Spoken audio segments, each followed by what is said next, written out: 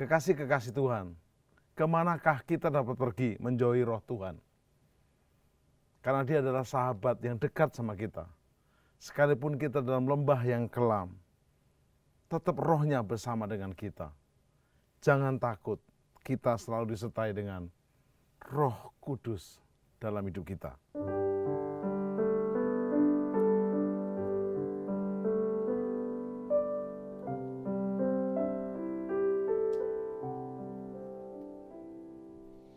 Kemanakah aku dapat pergi menjauhi roh-Mu yang suci, Kau sahabat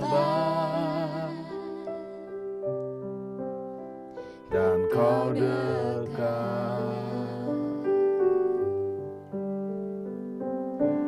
Bahkan seluruh pengabdianku tak bisa membalas kesetiaan-Mu, sungguh mulia dan berharga.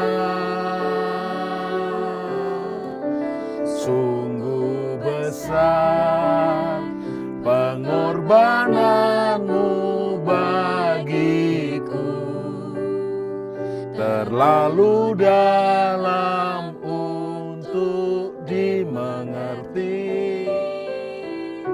Sungguh besar,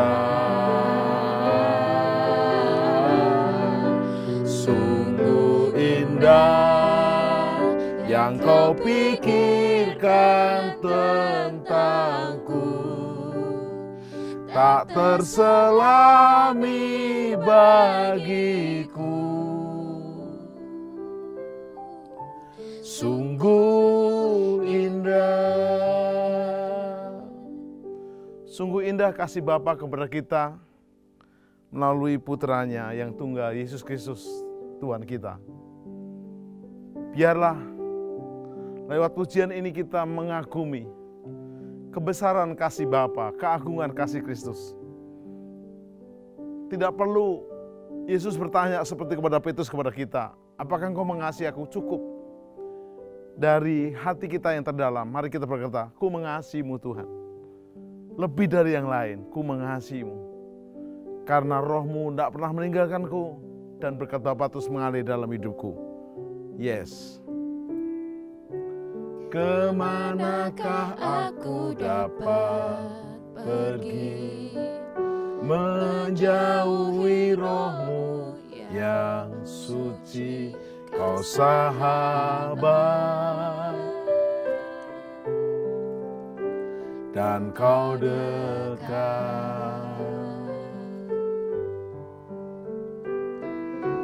Bahkan seluruh pengabdianku tak bisa membalas kesetiaan-Mu, sungguh mulia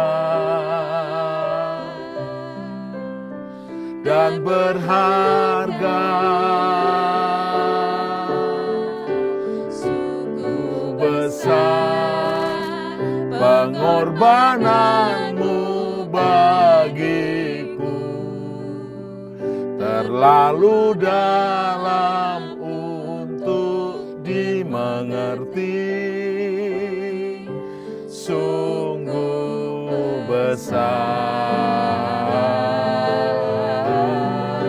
sungguh indah yang Kau pikirkan tentangku, tak terselami bagiku.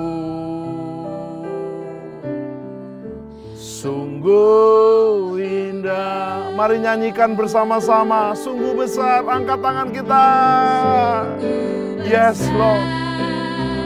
Pengorbanan-Mu bagiku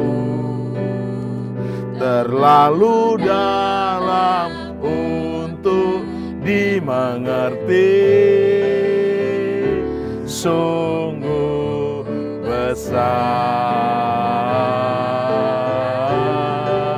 sungguh indah yang kau pikirkan tentangku tak terselami bagiku.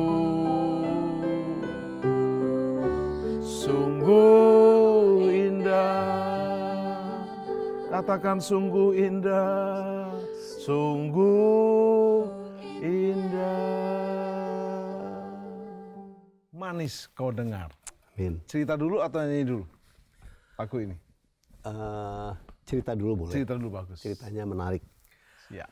Jadi lagu ini sebetulnya Tuhan kasih kepada saya pada waktu saya dipanggil jadi hamba Tuhan. Waktu itu tahun 1990, saya dipanggil untuk menjadi hamba Tuhan. Saya mendapatkan konfirmasi dan saya pada waktu saya meresponi itu, saya bertanya sama Tuhan, Tuhan pelayanan saya apa? Ya apa saya harus sekolah Alkitab? Ya saya seorang insinyur, saya lulusan ITB, saya bekerja, saya profesional, saya engineer. Kalau saya mau melayani Tuhan, saya kan mesti sekolah Alkitab. Jadi saya tanya Tuhan apa yang mesti saya lakukan. Tuhan tuh nggak ngomong apa-apa. Waktu saya berdoa satu sore, bukan waktu itu sore, saya lagi doa, saya lagi nikmati Tuhan dalam penyembahan saya. Tiba-tiba Tuhan menunjukkan kepada saya satu ayat di Mazmur 104 untuk saya baca di situ. Di situ yang ayat itu berkata, ya Tuhanku, aku hendak bernyanyi bagimu selama ku hidup. Di situ Tuhan tunjukkan pelayananmu tuh ini. Menyanyi bagi Tuhan selama kamu hidup. Bermazmur bagi Allah selama kamu ada. Dan Tuhan tunjukkan itu pelayanan kamu. Jadi lagu itu lahir pada tahun 90, betul. Pada tahun awal 90, di mana Tuhan panggil saya jadi hambanya. Wow. Gitu Pak. Jujur, ada pertentangan dari keluarga nggak? Oh ada. Ada ya? Ada pasti. Ya karena sudah disekolahkan demikian, jadi insinyur, ITB lagi. Terus kok tiba-tiba ninggalkan pekerjaan, kemudian jadi hamba Tuhan. Itu kan rasanya orang bilang bodoh gitu ya. Ya. Tapi ternyata tidak. Memenuhi panggilan Tuhan itu jauh lebih besar, lebih mulia. Wow, biarlah manis kau dengar. Ini ke sister, silakan. Dan Bang William. Ya Tuhanku, aku hendak bernyanyi bagimu selama aku hidup. Ya Allahku, Aku hendak bermazmur bagimu selagi ku ada. Inilah yang ku renungkan setiap waktu. Nyanyian pujian dan pengagungan kepadamu.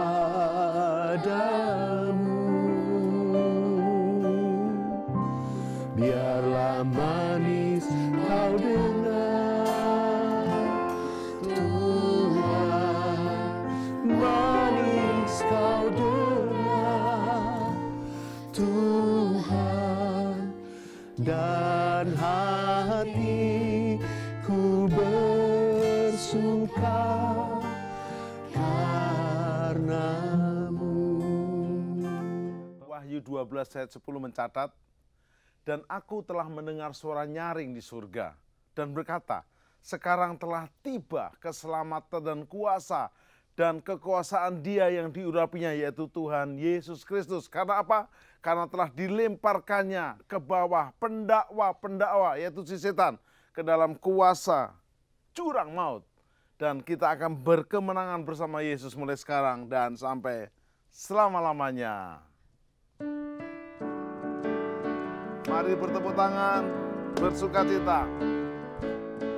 Sekarang telah tiba keselamatan dan kuasa dan pemerintahan Allah kita, kuasa Dia yang diurapinya, karena telah dilemparkannya para pendakwa kita oleh darah anak domba. Yes, oleh kesaksian kita, iblis dikalahkan, kuasanya dihancurkan oleh darah anak domba. Oleh darah anak domba, oleh kesaksian kita, iblis dikalahkan, kuasanya dihancurkan oleh darah anak domba. Hari-hari ini jangan takut. Kuasa setan, termasuk antikris sekalipun nanti akan datang, kalah oleh kuasa darah anak domba dan oleh kesaksian kita yang berdasarkan firman Tuhan. Jangan takut. Sekarang telah tiba keselamatan. Sekarang telah tiba keselamatan dan kuasa dan pemerintahan Allah kita, kuasa Dia yang diurapinya, karena telah dilemparkannya para pendakwa kita oleh darah anak domba, oleh kesaksian kita, iblis dikalahkan, kuasanya dihancurkan oleh darah anak domba. Oleh darah anak domba. Yes, one, two. Oleh kesaksian kita, iblis dikalahkan, kuasanya dihancurkan oleh darah. Sekali lagi katakan oleh darah. Semangat. Oleh darah anak domba, oleh kesaksian kita, iblis dikalahkan, kuasanya dihancurkan oleh darah anak domba. Oleh darah anak domba. Sekali lagi, oleh darah dengan iman. Oleh darah anak domba.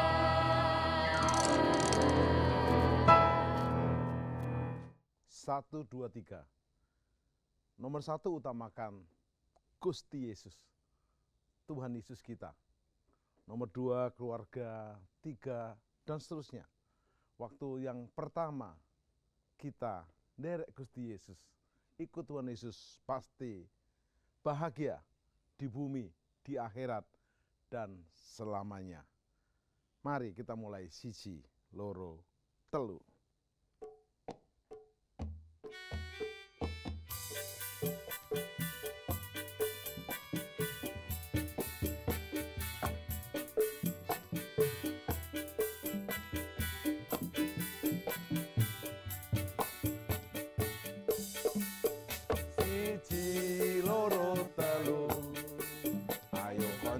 Podo melu papat limo enam, derek Gusti yo sing temen, pitu wolu songo, derek Gusti ojo sembrono, 10 wis genep, derek Gusti mesti slamet.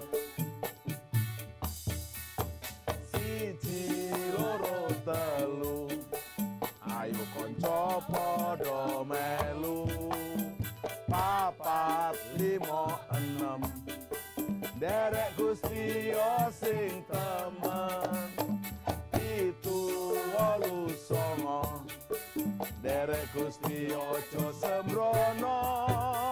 10 wis genep derek Gusti mesti slamet.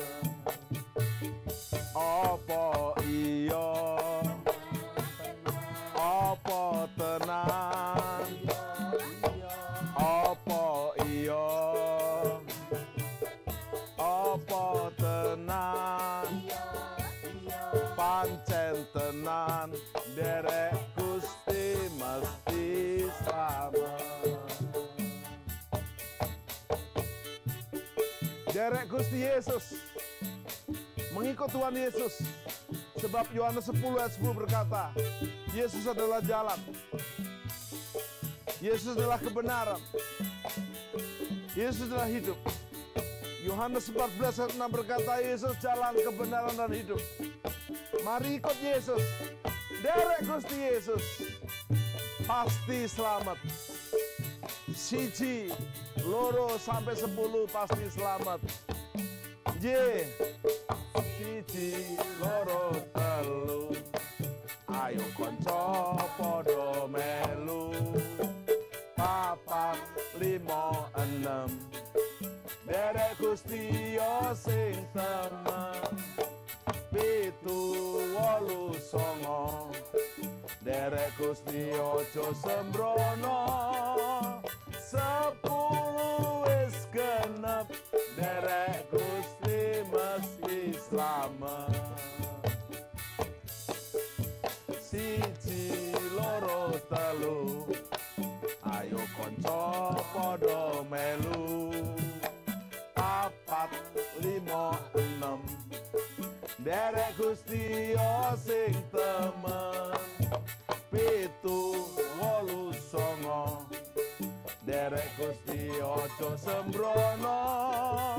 10 wis genep derek Gusti mesti slamet. Apa iya? Apa tenan? Apa iya? Apa tenan? Pancen tenan derek Gusti mesti slamet. Pancen tenan derek Gusti mesti slamet.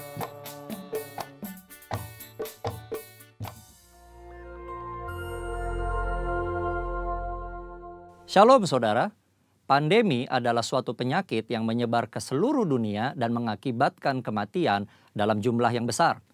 Dunia pernah menghadapi beberapa pandemi dan hari-hari ini kita sedang menghadapi pandemi COVID-19. Nah, banyak yang bertanya, apa makna pandemi ini bagi orang percaya? Untuk menjawab pertanyaan ini, mari kita melihat 2 hal berikut terlebih dahulu.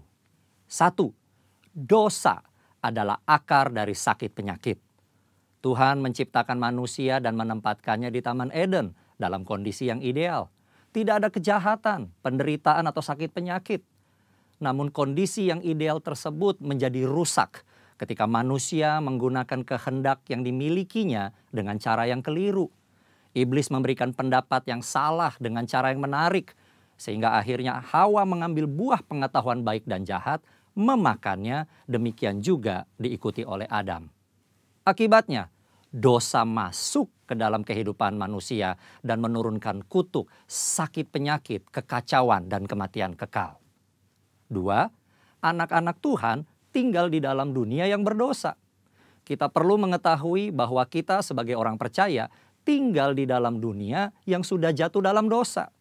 Oleh karenanya, anak-anak Tuhan sangat rentan terhadap akibat-akibat dosa.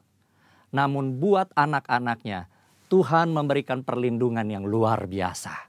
Ada pagar yang mengelilingi anak-anak Tuhan yang tidak dapat ditembus oleh si jahat. Jika si jahat ingin mencobai anak-anak Tuhan, mereka memerlukan izin dari Tuhan. Dan salah satu syarat Tuhan adalah pencobaan itu tidak boleh melampaui kekuatan manusia. Kita harus ingat, diberikan izin atau tidak, itu adalah kedaulatan Tuhan. Pada hari-hari ini, iblis terus bekerja untuk meningkatkan pencobaan guna mengacaukan manusia. Sehingga manusia tidak fokus pada Tuhan dan rencananya. Melalui berbagai hal, termasuk COVID-19, iblis bekerja membuat manusia takut, kacau, dan hanya berfokus menyelamatkan diri secara fisik. Di dalam hikmat-Nya yang tinggi dan tidak terselami oleh manusia, Tuhan mengizinkan virus itu ada. Nah, berdasar dua hal tersebut, kini kita akan melihat kehidupan Ayub agar mengerti makna pandemi bagi kehidupan orang percaya. Saudara, Ayub dicatat sebagai orang yang saleh, jujur, takut akan Tuhan, dan menjauhi kejahatan. Tuhan memberkati Ayub dan segala usahanya. Ternaknya berkembang biak mencapai ribuan. Ayub diberkati dengan 7 anak laki-laki dan 3 anak perempuan. Semua berjalan dengan baik, sampai suatu hari Ayub mengalami hal yang tidak menyenangkan. Semua anaknya mati, ternaknya habis, dan tubuhnya menderita penyakit bara. Ayub begitu menderita kesakitan sampai-sampai mengutuki hari kelahirannya. Ayub tidak tahu apa yang terjadi di hadapan Tuhan. Ayub 2 ayat 1 mencatat, pada suatu hari datanglah anak-anak Allah menghadap Tuhan, dan di antara mereka datang juga iblis untuk menghadap Tuhan. Iblis datang menghadap Tuhan dan meminta untuk mencobai Ayub. Tuhan mengizinkan hal itu karena Tuhan tahu bahwa Ayub dapat mengatasinya. Tuhan mengizinkan pencobaan ini adalah untuk menguji motivasi, memurnikan, dan menghasilkan pertobatan. Pada akhirnya tujuan Tuhan tercapai ketika Ayub berkata, hanya dari orang saja aku mendengar tentang engkau, tetapi sekarang mataku sendiri memandang engkau. Oleh sebab itu, aku mencabut perkataanku dan dengan menyesal aku duduk dalam debu dan abu. Ayub bertobat dan masuk dalam suatu dimensi rohani yang baru dalam hidupnya. Saudara, dari mempelajari apa yang dihadapi Ayub, maka ada 3 hal yang Tuhan kehendaki dari penyakit atau pandemi yang menimpa kita orang percaya. Yaitu, 1. Tuhan menghendaki kita orang percaya memiliki motivasi yang benar dalam mengiring dan melayani Tuhan. 2. Tuhan menghendaki kita orang percaya menjadi orang-orang yang murni. Jika diibaratkan emas, Tuhan tidak menghendaki emas 23 karat. Tuhan mau emas 24 karat. 3. Tuhan menghendaki kita bertobat, berbalik dari jalan-jalan yang jahat, dan bergantung hanya kepada Tuhan. Kesimpulannya, Tuhan yang kita sembah dan layani adalah penguasa yang maha tinggi. Tuhan yang berkuasa atas segala sesuatu. Tuhan memiliki banyak cara untuk membawa umatnya hidup dalam persekutuan yang indah. Pencobaan yang diizinkan oleh Tuhan ada dalam pertimbangan hikmat Tuhan yang sungguh alangkah dalamnya. Tuhan pasti akan memberikan jalan keluar dari pencobaan tersebut. Dan pada akhirnya kita semua masuk ke dalam dimensi yang baru. Tuhan Yesus memberkati. Amin. Bapak, Ibu, Saudara dimanapun berada, biarlah kita boleh menangkap dan menjawab kebutuhan zaman.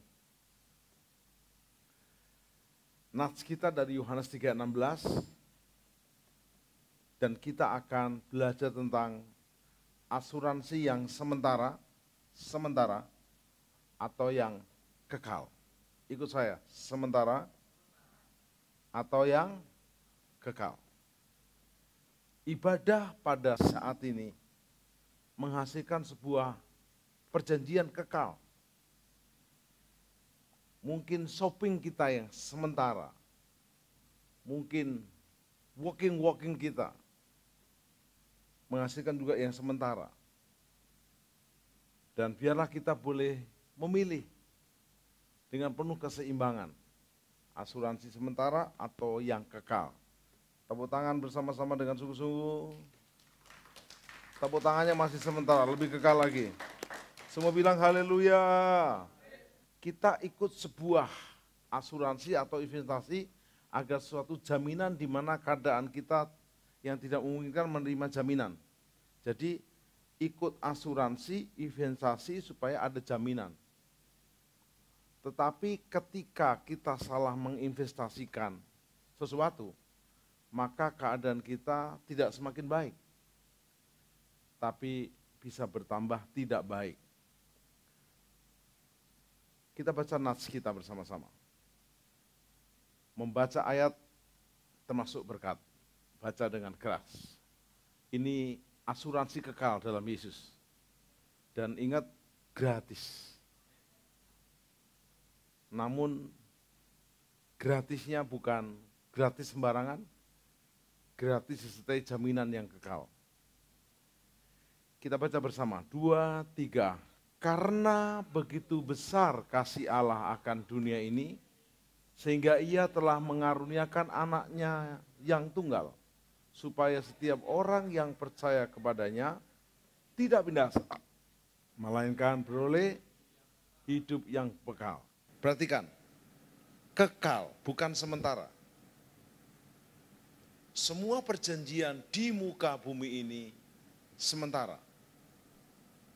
Ada yang perjanjian 1 tahun, 10 tahun, bahkan mungkin seperti Cina meminjamkan Hong Kong kepada Inggris 100 tahun.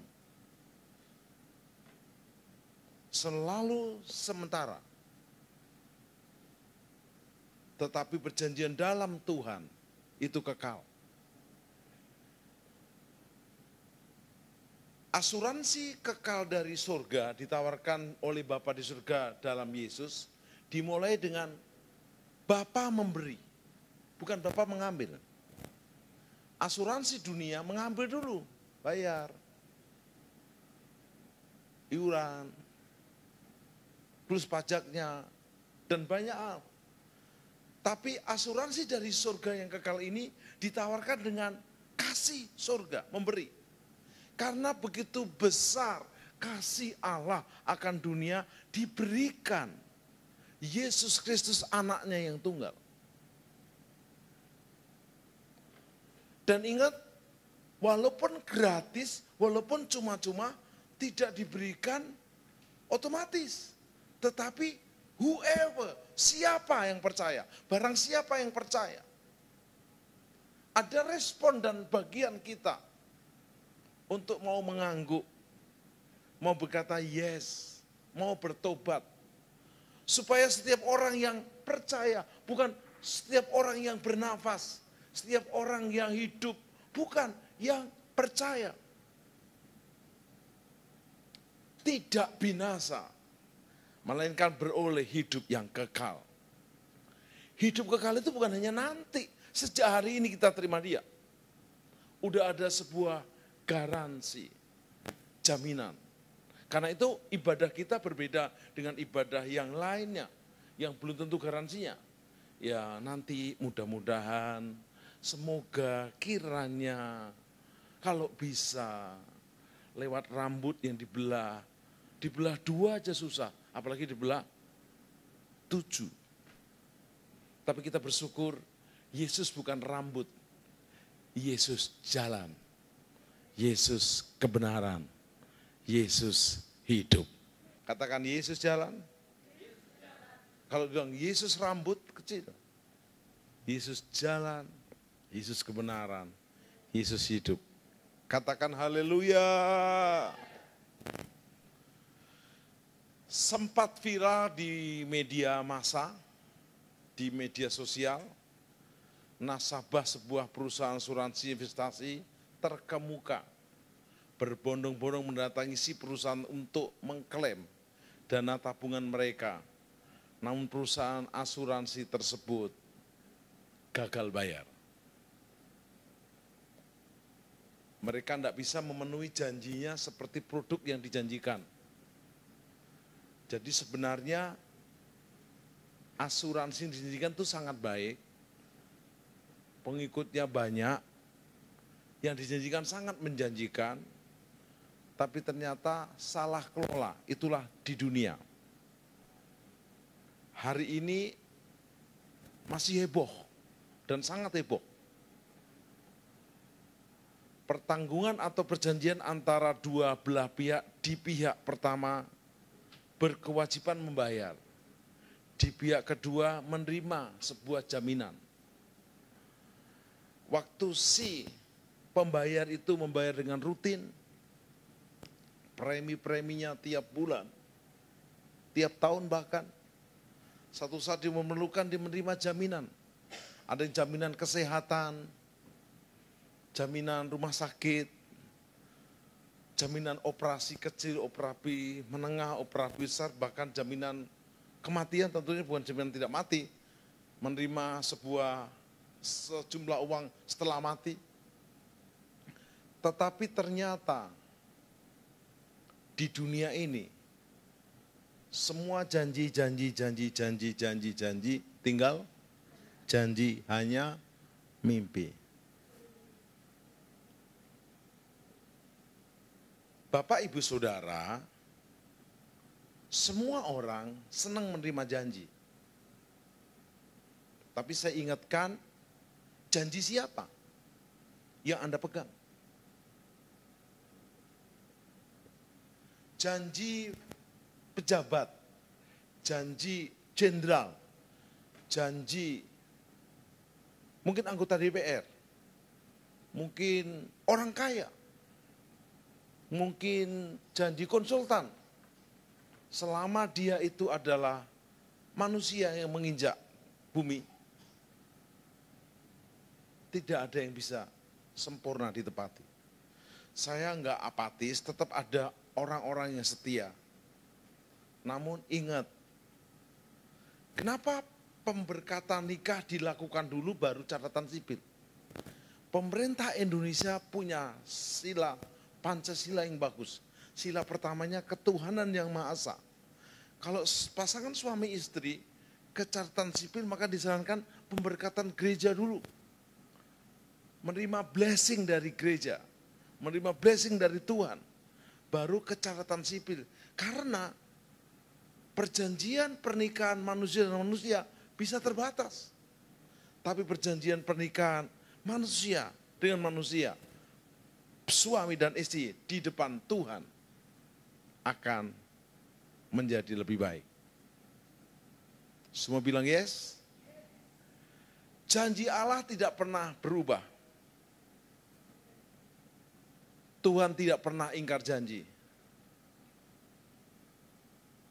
Dalam Alkitab ada banyak orang yang mengikat perjanjian satu dengan yang lainnya. Bahkan perjanjian tersebut berlaku turun-menurun. Anda tahu Alkitab ini namanya Alkitab Perjanjian Lama. 39 kitab. Dari Kejadian sampai Maleakhi. Tidak cukup diberi lagi Perjanjian Baru. 27 kitab. Matius sampai Wahyu. Semuanya berisi janji. Dan janji Tuhan selalu ditepati. Adam pernah ingkar janji, Hawa pernah ingkar janji. Dilarang makan buah, Adam makan. Adam ditanya, Adam, kenapa kamu makan? Perempuan ini. Wah, kenapa kamu makan? Ular ini. Ular kenapa? Salahnya sendiri. Semua janji-janji yang Tuhan berikan dilanggar manusia. Tetapi tetap Allah mau memberikan janjinya. Lihat, Alkitab kita perjanjian lama. 39 kitab, tambah perjanjian baru, 27 kitab, total 66 perjanjian. Kalau dibulatkan menjadi Yohanes 3:16. Karena begitu besar kasih Allah diberikan Yesus, supaya barang siapa yang percaya. Nah, di Alkitab ada banyak janji-janji. Kita lihat beberapa contoh, mulai dari perjanjian 2 orang, beberapa orang, tapi tetap ada janji yang sementara, ada janji yang sempurna. Janji yang pertama antara Daud dan Jonatan. Di 1 Samuel pasal 18 ayat 3 dan 4, Jonatan mengikat perjanjian dengan Daud. Mereka membangun sebuah asuransi bersama kira-kira. Karena ia mengasihi dia seperti dirinya sendiri.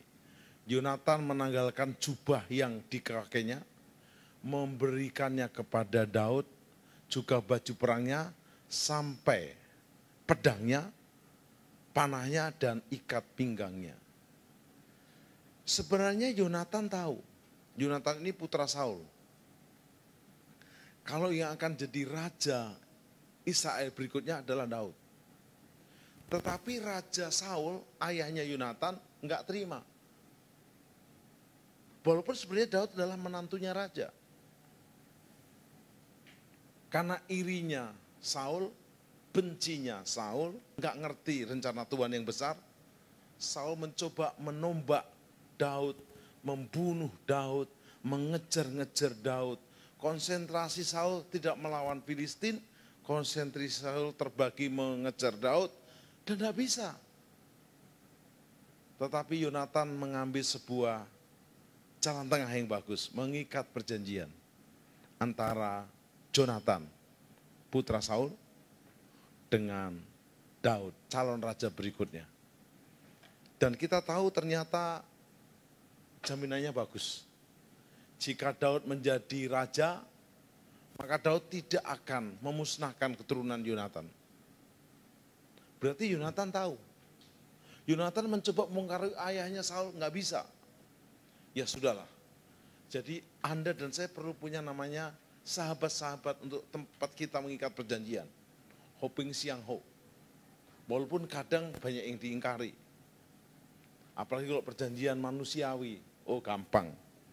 Tetapi kita bisa juga belajar dari baiknya Yonatan dan baiknya Daud. Sehingga cucunya Yonatan, Mephiboset, dipelihara Daud. Walaupun dia keadaan lumpuh sejak kecil karena dibawa lari oleh inangnya Mephiboset dan jatuh, tetap duduk semeja makan bersama Raja Daud. Itu Daud memegang janji. Keren. Semua bilang keren. Yang kedua, Yosua dan penduduk negeri Gibeon. Yosua waktu mengalahkan tanah perjanjian, di Yosua 9:15, maka Yosua mengadakan persahabatan dengan mereka dan mengikat perjanjian dengan mereka bahwa ia akan membiarkan mereka hidup. Para pemimpin umat itu bersumpah kepada mereka, orang Gibeon. Jaminannya orang negeri Gibeon tidak ikut dibinasakan. Mereka siap dijadikan asisten rumah tangga untuk orang Israel sampai hari ini. Kenapa orang Gibeon memilih untuk merendah daripada mati? Lebih baiklah merendah. Walaupun tentu ada ketidakjujurannya orang Gibeon. Mereka pakai baju compang-camping, seolah-olah di negeri yang jauh. Ternyata mereka di sekitar situ saja. Tapi karena Yosua dan pemimpin umat terlanjur mengikat janji. Jadi dari sini kita tahu ternyata orang-orang pilihan pahlawan itu memegang janji. Terakhir yang ketiga, ini lebih tinggi. Kalau tadi Jonatan dan Daud dan keturunannya, kedua Joshua dan Gibeon dengan suku bangsa Gibeon, bersama Yosua suku bangsa Israel, sekarang paling tinggi ini terakhir. Perjanjian Allah dan manusia dalam Yesus Kristus. Kita baca Ibrani pasal yang ke-7 ayat 22.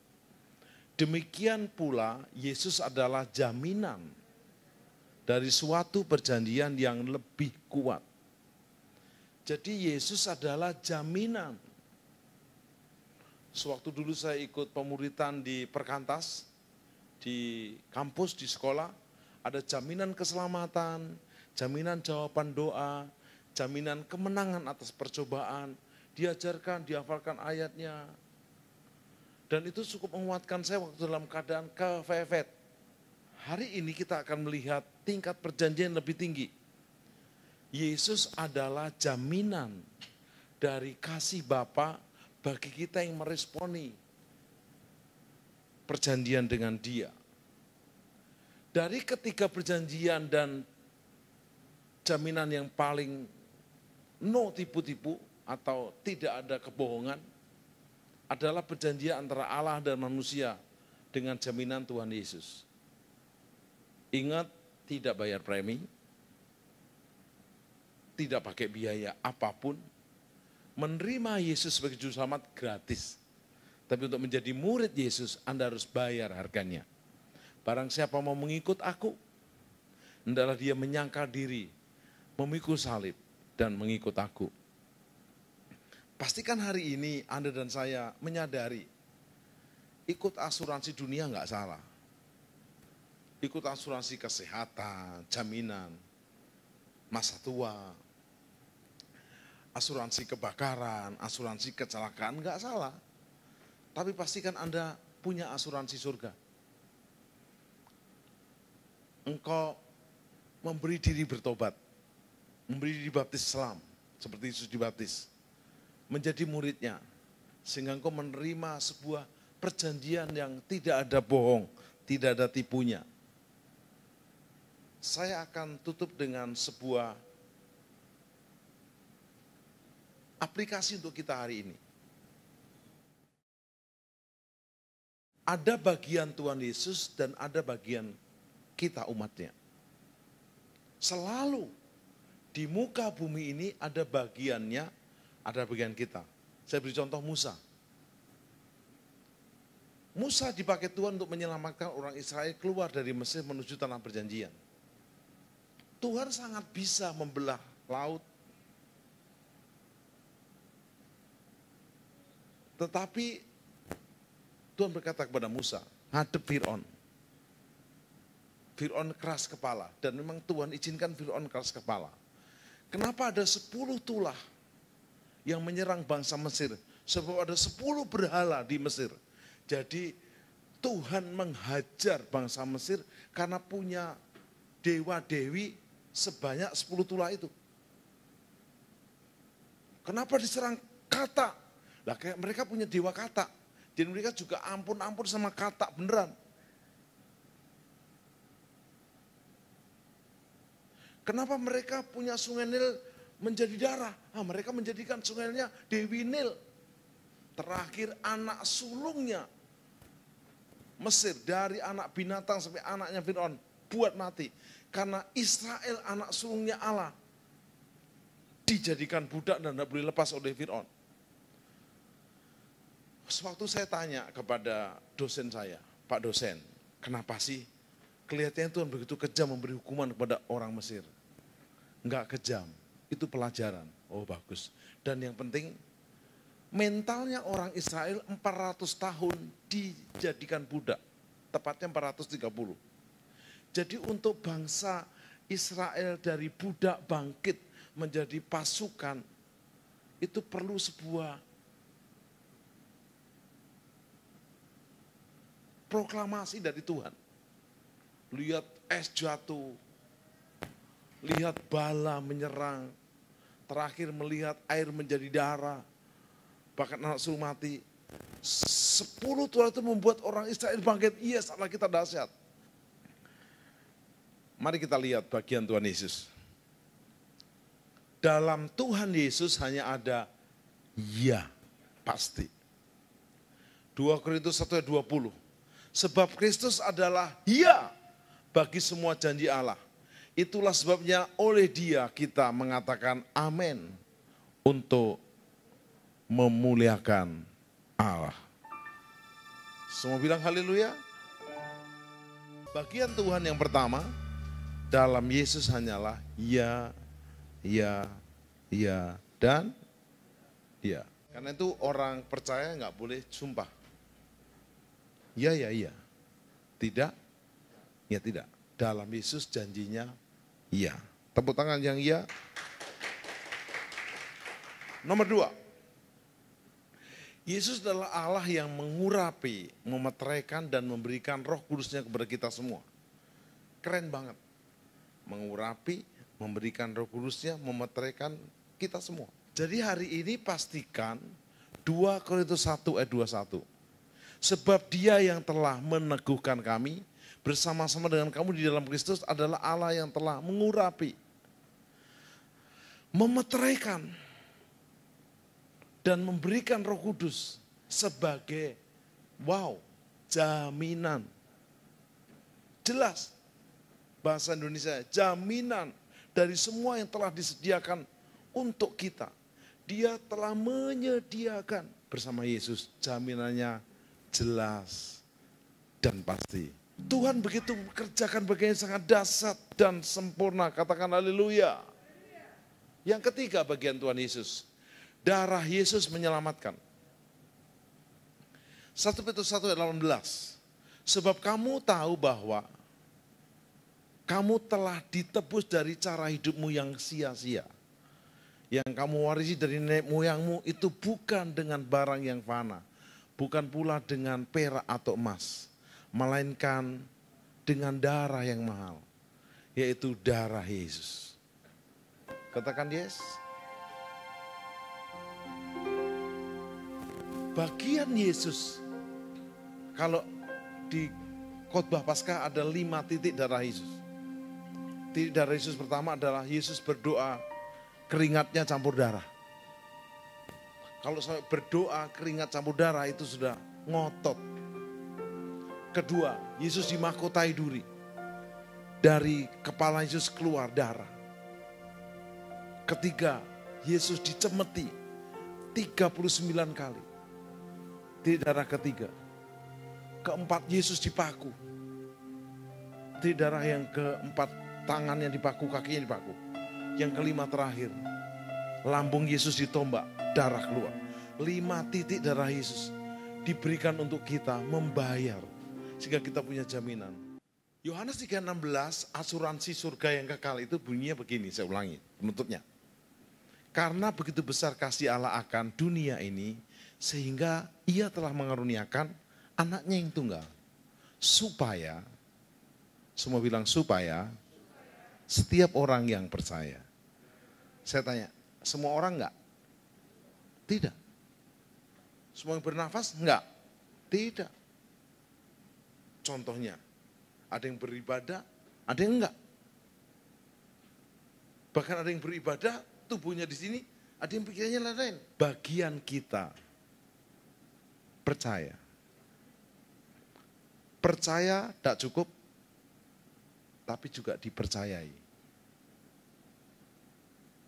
Contoh,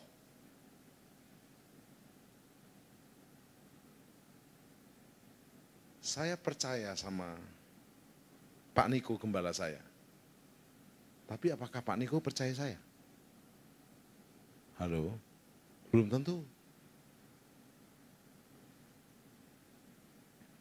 Atau sebaliknya, Dusia percaya sama saya.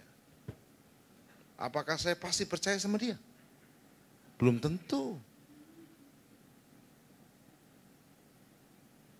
Tapi hari ini saya akan tutup. Anda mau terima asuransi abal-abal? Asuransi sementara? Atau asuransi yang kekal? Bagian dia telah bayar semuanya. Ada 5 titik darah Yesus dicurahkan untuk kita. Ada 7 perkataan Yesus di kayu salib yang dahsyat buat kita. Bagian kita percaya dan dapat dipercaya. Kisah Rasul 13 ayat 22 berkata begini, setelah Saul dipecat, setelah Saul di PHK, tentang Daud, Tuhan berfirman, dia berkenan di hatiku dan melakukan segala kehendakku. Pastikan hari ini kau dipercaya dengan berkenan kepada dia dan melakukan kehendaknya dia. Pasti kau terima asuransi, bukan yang abal-abal, bukan yang sementara, tapi yang kekal di dalam Tuhan Yesus Kristus. Bapak Ibu saudara mengikuti program ini, pastikan Anda tidak hanya punya asuransi di dunia, di kantor, tidak hanya punya asuransi kehidupan, kesehatan, mungkin asuransi kebakaran, kecelakaan, tapi pastikan kau punya asuransi yang kekal di dalam Yesus Kristus Tuhan. Apapun agamamu, apapun golonganmu, terima dia sebagai juru selamat Tuhan, bertobat dari dosamu, ikut dia, iring dia, jadi muridnya dia. Mari kita berdoa. Sempurnakan firman-Mu untuk kami semua, supaya kami mengerti bagian Tuhan Yesus Kristus telah sempurna dikerjakan. Bagian kami yang mau percaya dan siap terus dipercaya dalam Tuhan Yesus. Amin.